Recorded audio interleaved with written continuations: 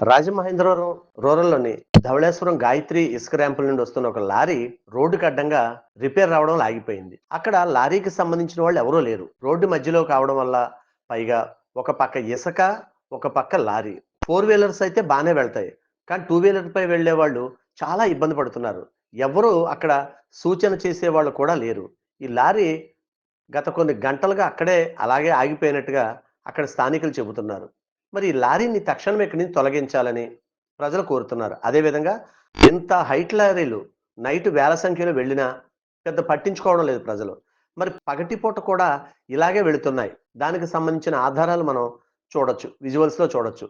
రాత్రులు అందరూ పడుకుంటారు. అర్ధరాత్రి వెళ్తున్నాయి. వందలాది, వేలాది లారీలు వెళ్తున్నాయి.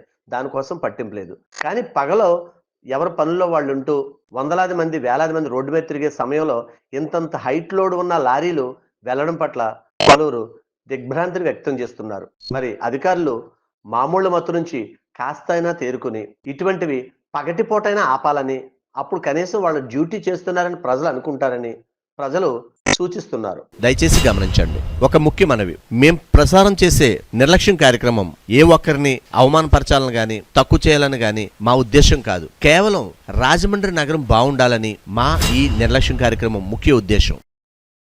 ఇలాంటి చాలా ఉన్నాయి, ఇంకా దాచాం కుప్పలు కుప్పలుగా.